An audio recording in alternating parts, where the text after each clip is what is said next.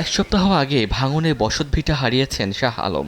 এরপর স্ত্রী মর্জিনা, 2 সন্তান ও এক নাতিকে নিয়ে ঠাঁই হয়েছে একচালা টিনের নিচে। কুড়িগ্রাম সদর উপজেলার যাত্রাপুর ইউনিয়নের সরকার পাড়ায় ব্রহ্মপুত্র ও দুধকুমার নদীর মোহনায় বসবাসকারী শাহ আলমের মতো অবস্থা একই এলাকার আজিজুল হক, সূর্য বানুসহ অনেকের। এবছর বর্ষা শুরুর পর থেকে জেলার উপর দিয়ে প্রবাহিত ব্রহ্মপুত্র, ধরলা, তিস্তা ও দুধকুমারের প্রায় 300 কিলোমিটার অরক্ষিত পার জুড়ে চলছে ভাঙনের তাণ্ডব। যে কোনো সহযোগিতা যদি সরকার করতো, ঘর বাড়ির দিক দিয়ে, নদী বাঁধনের দিক দিয়ে, তাহলে ভালো হতো। কোনো জায়গায় যাবো তার কোনো বুদ্ধি নেই, আর টাকা পয়সাও আমার কাছে নাই। যে যা কামাই করছি সব বউ বাচ্চা পালি টাকা পয়সা খরচা হয়ে গেছে। অন্য যে মাল সামনা নিয়ে মানুষের জায়গার মধ্যে বাড়ি ঘুরিয়ে আপাতত কাওড়া নাগিয়ে আসছি। আমি কোথায় যাব না যাব এর মতো আমার বুদ্ধি নেই। উজানের ঢলে নদ নদীর পানি উঠানামা করায় ভাঙনের কবলে পড়া 44টি পয়েন্টে জরুরি ভিত্তিতে বালু ভর্তি জিও ব্যাগ ফেলে ভাঙন রোধের চেষ্টা চলছে।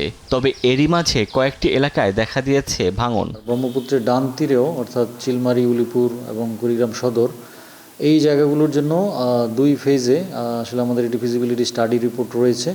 আমরা এর ফার্স্ট ফেজের ডিপিপি প্রণয়ন করে দাখিল করেছি।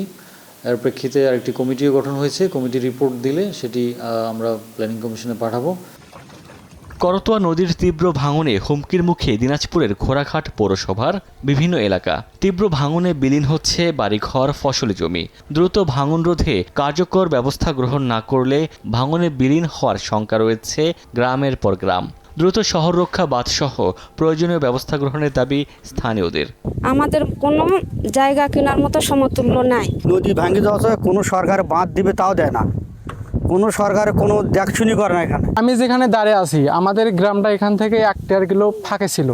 ভাঙতে ভাঙতে এখন গ্রামের ধারে চলে আসছে। ভাঙন রোধে প্রয়োজনীয় ব্যবস্থা নেওয়ার আশ্বাস দিয়েছে উপজেলা প্রশাসন ও পানি উন্নয়ন বোর্ড। পানি উন্নয়ন বোর্ডের সাথে অলরেডি কথা হয়েছে এবং ওনারা প্রজেক্ট নিয়েছেন।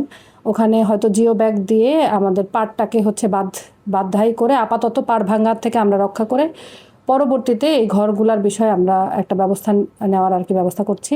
যেসব জায়গাগুলো বেশি ভার্নাবেল আমরা সবগুলো লিস্ট আপ করেছি এবং এর ব্যবস্থা নেওয়ার জন্য ঊর্ধ্বতন কর্তৃপক্ষ আমাদেরকে নির্দেশনা দিয়েছে।